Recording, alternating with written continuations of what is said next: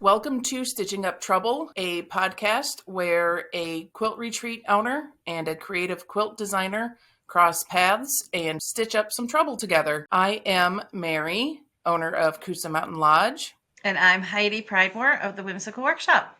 Hope you enjoy. Hi, Mary. I am good, Heidi. How are you today? Good. I'm just looking here. I thought I accidentally put us on live stream, but apparently we're good. You have to know you have to edit us.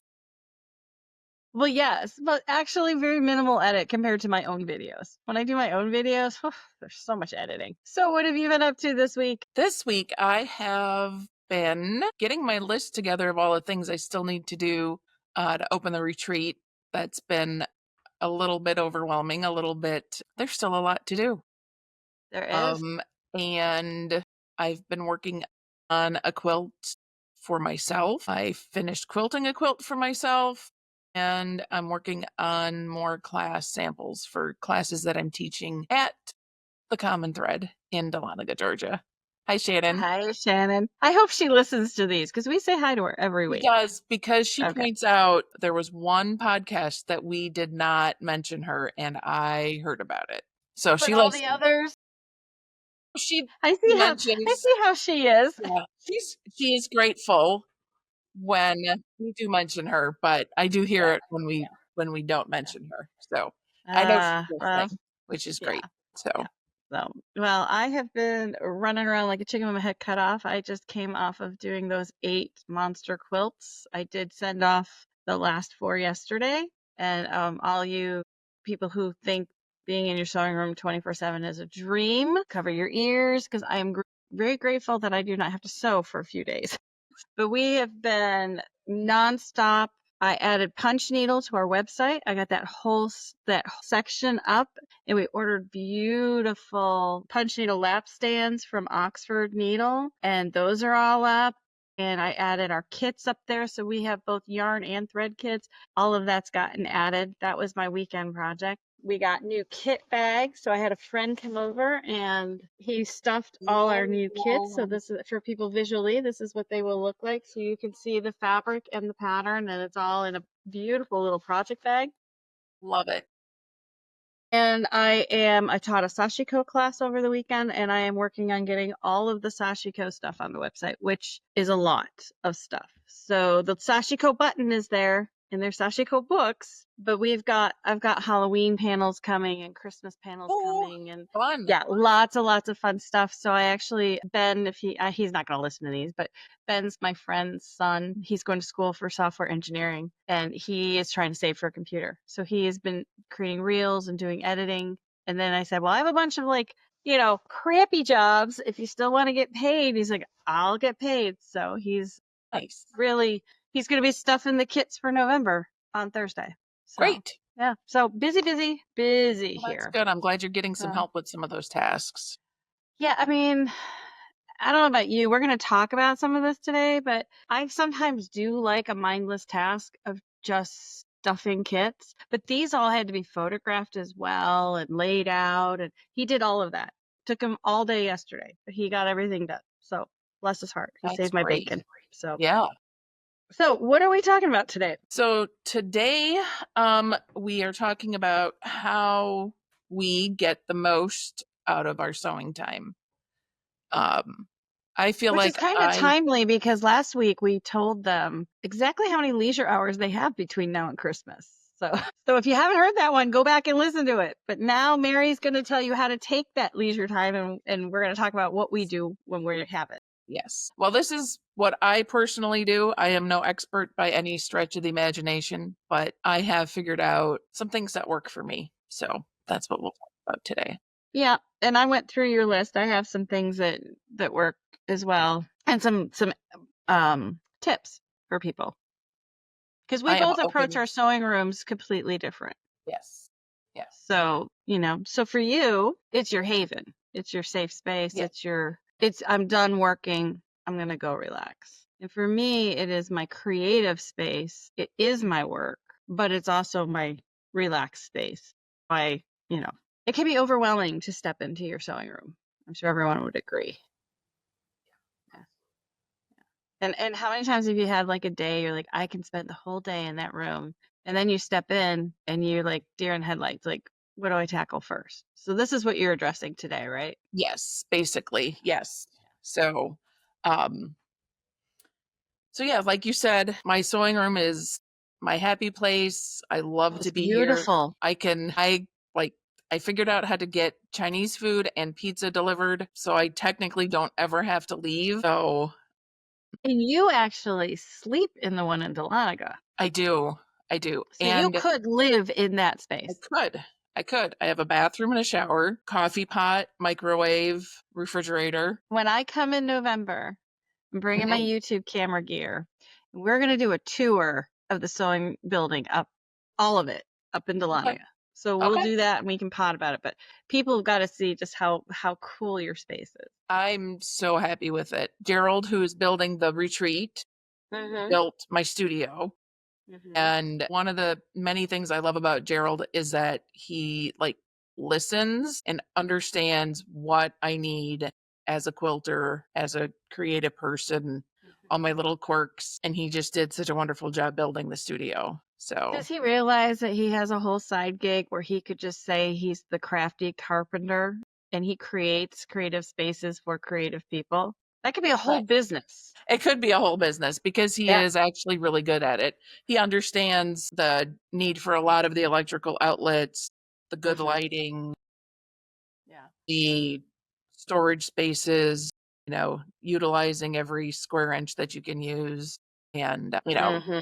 the wide open spaces and the bright natural lighting and all of that kind of stuff. So he Yeah. really, you know, He does beautiful work. So so we've just gone on a tangent for that, but we will definitely slate that we'll do the tours. And so if you guys don't know, I am going to be teaching there in November, the week before Thanksgiving, and then staying a whole extra week. Not necessarily at Dahlonega. right. Mary's Yeah. going, what? What? What? Plenty of But room. we'll be there. Matthew's coming with me, so this will be a really, really Yeah. nice, and we will have time to shoot. We will make time to shoot some of this stuff. So okay, so all right, let's get back on target. So Okay. when you walk into your sewing room, that When I first walk step into in, pardon? your first step into the sewing room, do you Well, right already now, have a plan in your brain? lately, yes, because I do have projects that are time critical. So, Hmm. yes. Yeah. And when I go into my studio, my long arm studio, I do have a plan because I'm doing client quilts. But in the past, and typically, I just kind of work on whatever I feel like working on. Hmm. And like I could literally spend all day in my sewing room, but I have other obligations and other things that I want to do. Like tonight, Life gets in the way. life does get in the way. Yeah. I like to travel and I like to go to sporting events. So, The quilt hence the behind you. baseball quilt behind me. My son Alex and I are going to the All Star game tonight. So, I figured I'd put a baseball themed quilt up behind me. This is one that I did, and it's the next one to go on my quilter here at home. It looks awesome, and I'm looking at that border fabric. Do you know where that came from? No, I did a whole sports line years ago, and it looks very similar, but really. if you just bought it, then no. But if I that did came out of not your just stash that you've had it forever, it's possible. I bought it at least 2 years ago from a quilt shop No. in Minnesota. Yeah, no, I So, did it like 12 years ago, but it is so cute. I love it. I it love is. the little It it base turned out. plates and So, yeah, it'll be quilted next. But anyway, so I have a lot, a lot of UFOs. I have a lot of who does it? projects. Well, I think maybe I take it to a whole nother level. Well, okay, now I'm gonna throw this in there. Your pile of UFOs is a direct correlation to the amount of space you have. You have a lot of space, you tend to have more UFOs because you can store them. Where people with much smaller spaces still feel like they have a lot of UFOs, but it's in correlation to their space. At least that's what I have discovered talking to quilters over the years. So you just need smaller space. No, no, that's got to be the dumbest thing I've ever heard.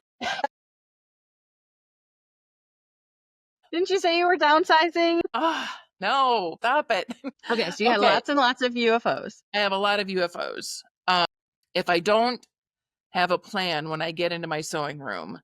And this has been happening to me a little bit lately because I have a lot of things I'm trying to finish up. I will spin. So when I walk in, I'm like, okay, I'm going to work on piecing this quilt, but it made some really pretty scraps. So I'm going to set up a scrap project. But I can't do that because I have to do this and I have to piece this backing and I'm going to get borders on this one.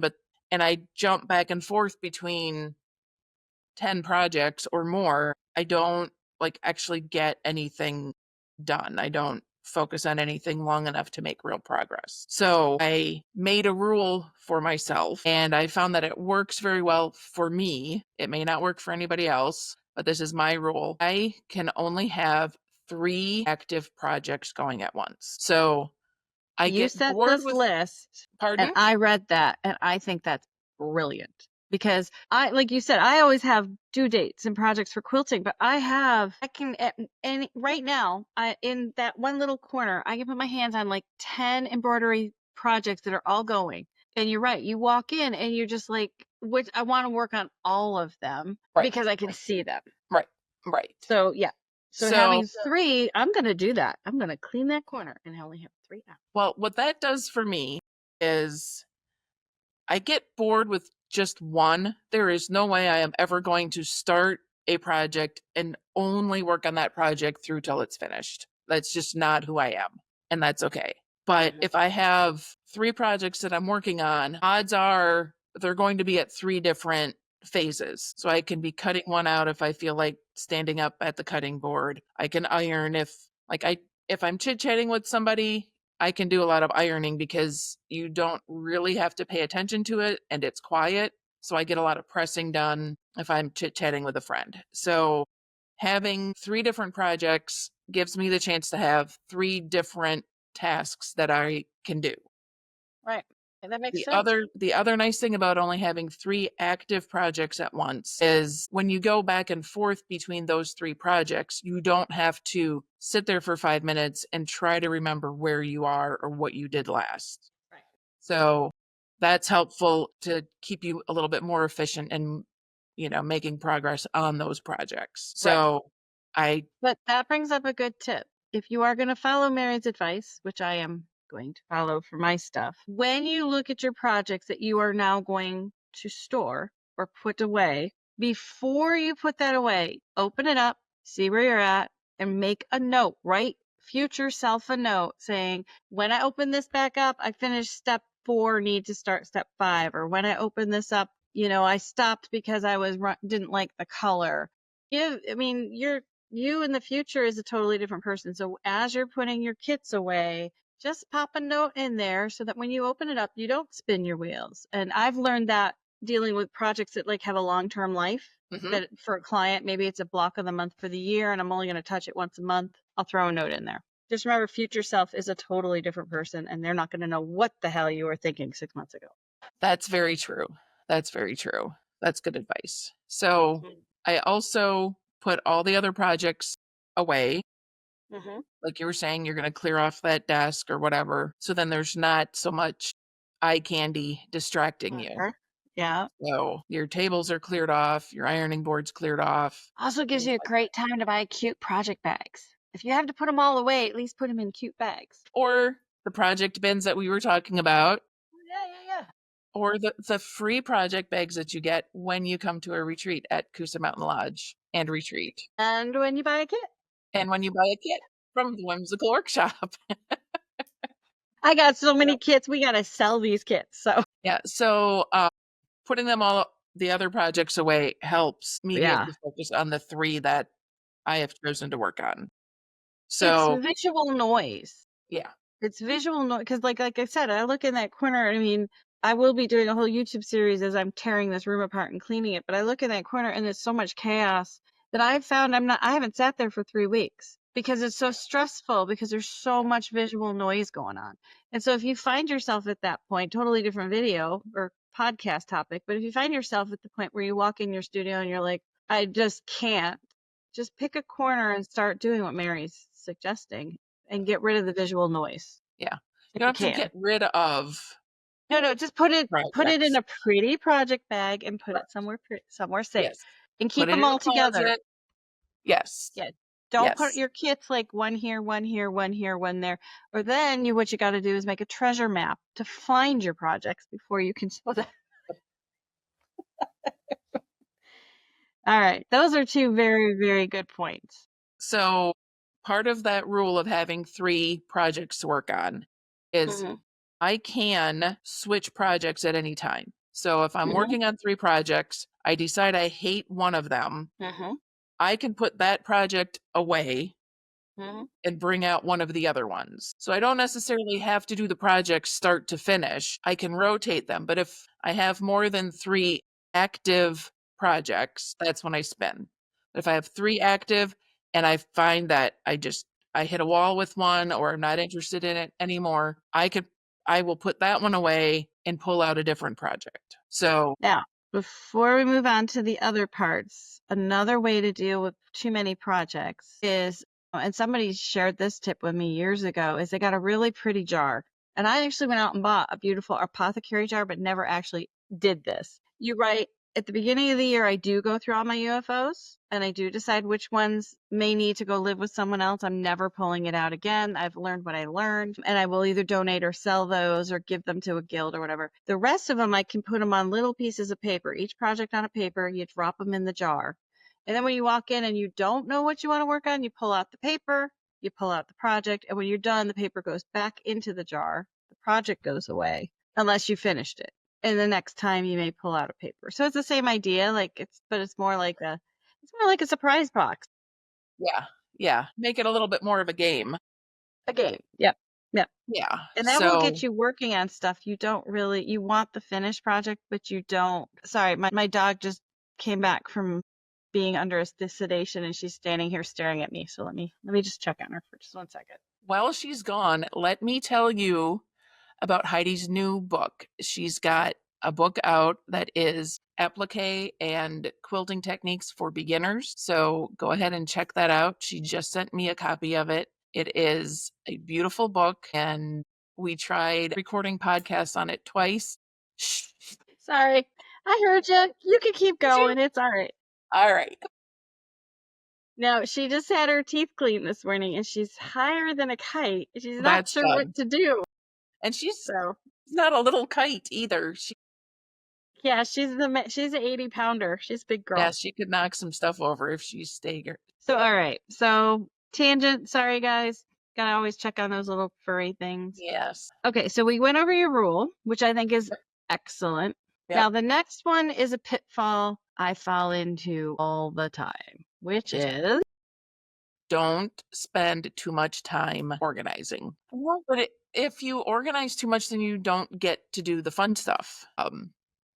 Timers are my friend. I set a 15-minute or a 30-minute timer, and okay, I'm going to organize for 15 minutes. I'm going to put stuff away. I'm going to, you know, get my blocks all sorted out again, make sure that my scissors are over here where I need them, and my rulers are put away, and my best press or whatever spray is, get it all back in order and do a reset. I do that yeah. So there's a occasionally. difference between doing your reset and There is. organizing. There Yeah. is. I was just going to And mention that. So I will do the reset periodically through the day. Mhm. 5 minutes here, 5 or 10 minutes, depending on what it is. Mhm. And then after I've worked on projects for a while and it seems as though my sewing room has exploded, I will, need to spend some time organizing. But if I just get into organizing, I am going to sit down and sort that scrap bin and 6 hours are going to be gone. Yes, but sometimes mentally you need that. Sometimes you do, but we're talking about getting the most out of our sewing time. So when we need to get something done, instead of sorting scraps and not making any progress on what we need to But you're make talking to the progress master on, procrastinator here who will do every task that is less nasty than the tasks she has to do. And I will clean the entire house versus rip out a seam, which is good for the house, but bad for the seam. yeah. So, you make a good point. If that's what you want to do, then do that. Right.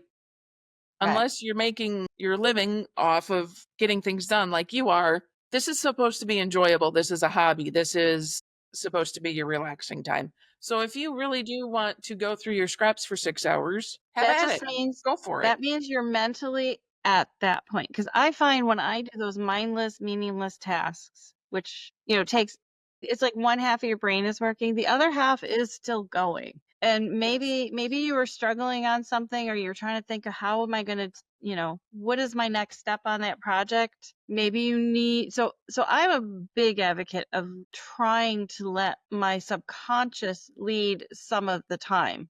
But you have to have barriers or not guardrails, or you will go off the deep end. So I think these are great guardrails that you're giving Yes. everybody. And Yeah. these are my rules for myself. These are not hard and fast. You must do this. Again, the goal is to enjoy your time in your sewing room and, you know, have it be relaxing and your happy place. But I like to actually finish some things. So, Why? because I want to use up some of the fabric that I already have, and then I have room to buy more. So I'm trying to, keep that going. But, a lot of times we do find ourselves, especially if there's like a project that we're supposed to be doing where, it's a baby shower gift or a wedding gift or, something like that, we can allow ourselves to get sidetracked and, Yeah. you know, The thought there's a and the lot. gift is there, but sometimes the motivation is not quite there. And it's easier to be distracted when you're not really jazzed about whatever it is you're about to do.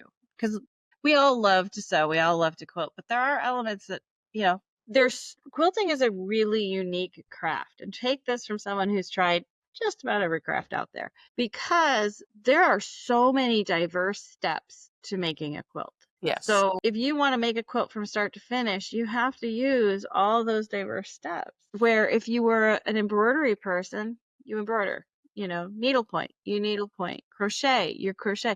We have to know how to cut fabric and how to press fabric and how to sew fabric and how to layer a quilt and how to do a binding and how to quilt the quilt. And those are like, to me, like quilting is like 5 crafts rolled up into one Yeah. like super craft. Yeah. So I when agree. you're doing the task you don't want to do, that is when the distraction is going to happen. Yes. Yeah. Yep. So the next thing is, if you're trying to get something done, this is how I'm making the most of my time in my sewing room. I limit the distractions. Mhm. Put my phone away, put it on the other side of the room. I choose my TV show or what I'm listening to wisely. I fall down this rabbit hole all the time. Yeah, I don't choose wisely. I can't put on anything that's interesting because then I'll just stop and stare at it and not do anything. And on the flip side, YouTube is hard to watch because there's so many flipping commercials. Yeah. So it'll be a commercial and my remote is all the way across the room because I was ironing last time and I can't skip it. So I've learned, like, if I'm really have to concentrate, put on something you've already watched. It can stream on through. It can go episode to episode. You don't have to think about it. I've watched Stranger Things like 100 times because it's like the perfect background for me. So I've watched like all of the Harry Potter movies Oh yeah, multiple that's times, another great one. all the Star Wars stuff multiple times. Yeah. I'm a sports fan, so there's a lot of baseball movies that I've watched over and over again. But you ever watch baseball while sewing? Oh, yeah, Okay. Yeah. I do. Baseball's a slow enough sport you could do it. Like Yeah. hockey's harder to watch while sewing. Yeah. Hockey is hard to watch, basketball and football. I can watch football when I'm sewing, just not the Packers, but I can watch other teams play. But yeah, baseball is a great background noise for me. So I will either have it on the TV or the app on my phone. I can listen to the radio broadcast. Mm-hmm. So Mm-hmm. Yeah, Matthew watches a lot of sports when he's working in his yeah, office. But yeah, there is a podcast. We can each list our top 10 favorite things to listen to or watch while we're in our sewing rooms. yes. Because I got audiobooks and movies and TV shows. I could easily come up with 10 of those. Quilting podcasts, by these Well, that's two not even counting podcasts. wonderfully bright, funny women that just entertain us constantly. I'm finding out people in my stratosphere who are listening to us who are not quilters. Hi, Melissa. That are listening to it because they enjoy listening to us, which I appreciate that feedback. I appreciate knowing people Yes. like to listen to us chit Yes. chat. Yes. But see, I also go off on tangents left and right, and you stay on a list because we're on number 5, and I've now talked about 5 things. So again, this is how I get the most out of my sewing time. Mm-hmm.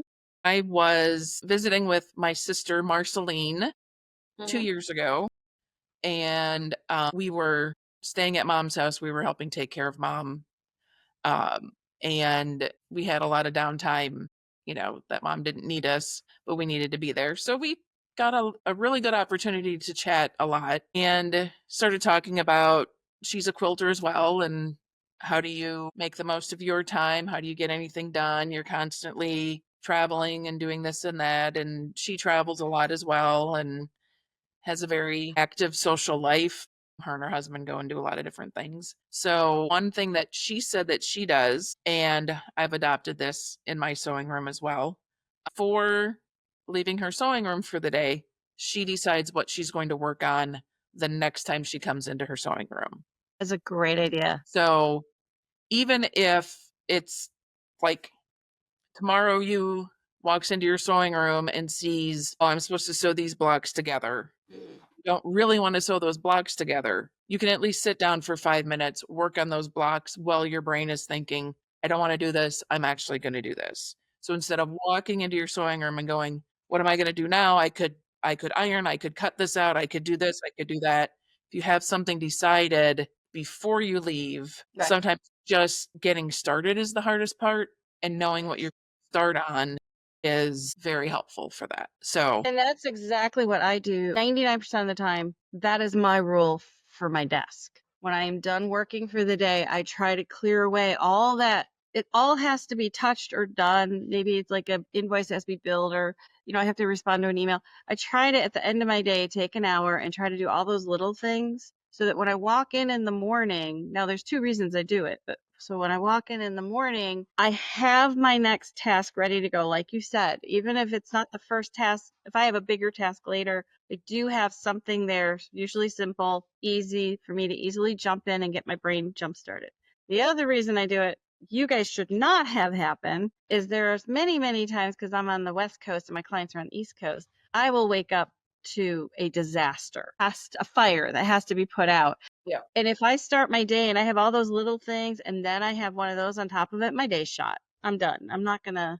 So if you take that same philosophy into your sewing room and like you said, don't make it a really hard thing, but just make sure when you walk in, this one little corner is ready for you to step up and do the next thing. And you will be so amazed how Yeah. productive you can be Yeah. from that. So no, those are, and so how long have you been doing this kind of a system? I've been doing this probably about 3 or 4 years. Okay, so Where I longer than I thought. Yeah, where I've had the rule of limited number of available projects. Sometimes I break that rule. Like the last couple weeks, I've been scattered all over because I'm trying to get A lot done. a lot done. I'm recording videos for the stripology. I'm trying to get class samples done, trying to get a few gifts done, things like Look at that. my world. How did I become you? I don't want this. This. Yes, you do. No, it's been really fun and I've been getting a lot done, but I also feel myself spinning a lot. So, Mm-hmm. I hate the before we spin.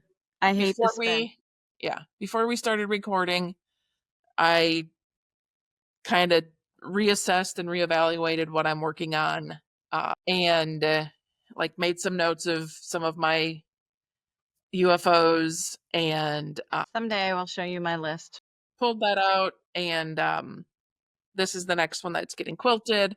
I finished one for myself. I am at home in Atlanta right now. All of my client quilts are in my studio in Dahlonega, so I have opportunity to get my own done. Mm-hmm. But again, So, couple questions on that. So, one, you have long arms in both places. Mhm. Okay. I So, have 1 at home, 2 at my studio. at your studio, which you're going to show me how to use. Following your way of doing things, does that mean you have 3 projects in Dahlonega and 3 projects at home, or do you transport those projects between studios? I Not that everybody has this issue, but just curious. typically do not transport my projects back and forth. I have studio projects and home projects. Okay. I don't know if this is true anymore, if it's like an old wives' tale now or whatever, but when I was starting and I asked people like, what kind of sewing machine should I use? What machine should I use for this? Whatever. I was given the advice, use a good machine and use the same machine. Yes. And So that don't is actually back and correct. forth between the two machines. I'm not taking my machine back and forth. I have one at home, I have one at the studio. So therefore, I have home projects and studio projects. I also did that when I used to go to a different quilt shop that I was closer to in Atlanta. They had a Friday sew, and I had a travel machine. So I had travel projects and home projects. Yeah. And So what that you're saying about the sewing machine thing is very, very accurate because your 1/4 inch seam could be 2 threads off between 2 machines. right. And then Yeah. that would make your seams different. It can be done if people do it. It's like it just depends on how precise the pieces are that are going together, you know. But I was just curious like how much if you have projects for each place, which I I have do. plenty of projects. I could have like 5 residences. I'd be good. I'm fine, you know. Which in a way Yes. I do end up like in certain parts of the country Yeah. multiple times. I have a sewing machine back in New York, which as soon as I brought it there, we stopped going back for a month at a time. So now I have to figure out how to get that sewing machine. I should bring it. Well, actually, I shouldn't because now I'm a Janome educator, so I need to bring a Janome. That's so exciting. I know where you can buy Genomes. And I know where you can get educated by them. There you go. You know where you Not can yet. buy Not Genomes? yet. At the Common Thread in It's a Dahlonega, common Georgia. thread. I know because I was thinking about that. I was like, Janome sends you out to shops that sell Genomes. I'm like, ooh, maybe I could go Wouldn't visit that be Shannon at the Common Thread and do some educational programs with them and stuff. wouldn't that be fun? It would be very, very fun. Um, I think that was a lot of good information. And Thank like you. Mary said, this is how Mary approaches it. Both Mary and I have the same personality where we can, oop, squirrel, or shiny thing or whatever. And so it is hard to stay on task. I've trained myself to do it because it's my job to stay on. But let me tell you, it is like being in a torture chamber sometimes. When you have to work on a quilt from start to finish, like that double wedding ring one that took me it was 6 12-hour days of the same thing. Yeah. Like there are people out there, and please leave us a comment below if you're one of them, that they will start and finish projects like before they start a new one. But, for people like us who are easily distracted or have a lot going on or we have a lot of interests, setting some guidelines is really, really helpful. Been helpful to me. So on that note, we want to hear all of your guidelines in the comments. Tell us, do you do it the way Mary's talking about? Do you have a different tip? Do you do it? Or after listening to the two of us in our therapy session, do you have any advice for us? Like what we need to be doing? Yes, I mean, that's how I learn, that's how I come up with things, is Mhm. listening to others and, seeing what And works for them and trying it you and myself. I are so lucky because we are both, because of our jobs, exposed to so many people, and every person has a different way to think about something. And you and I are both open to hearing. We can Yes, hear it and leave absolutely. it, or we can hear it and go, "Ooh, we need to do that." So I guess that would be, yeah. I'd really like to hear what other people think about. Me too. So I think on that note, I think anything it's else? Doodles is telling me she's she ready needs for some something here. attention. Yeah, Yeah. Yeah. I mean, yeah, we literally picked her up. We were driving home and they called and they said, she's all done because she had to go get teeth cleaned. And they're like, yep, but she's a bit anxious. So depending on how your day looks, could you possibly come get her now? Now, who's going to say, I mean, if you're at a job, you don't have a choice. But we were in a yeah, car. We're like, we're going to go get our little yeah, dog. And so I brought her in, I put her in the sewing room with me, and then I hopped on here. So I probably need to go check on the dog. yeah. Go check on her. Make sure Yeah. she's doing all right. Give her a hug for me. I will. So again, guys, like, subscribe, follow us over on YouTube at Koosa Mountain Lodge. I will get that right one day. Or the Whimsical Workshop, or both. Or, if you're really enjoying this podcast, share it with your friends. Like I said, a lot of people who are not quilters have actually told us they've enjoyed these, which I find a very big compliment. So even if you have a creative friend who's not a quilter, bring them over here and maybe we'll convert them. Wouldn't that be fun? So if you guys have questions for us, topic ideas, or just want to leave a comment, that really helps us out. So Yep. thank Or you you can all for always email listening. us too. Yes. All right. Well, we will see you guys in the next one. All right. Bye. Bye, everybody.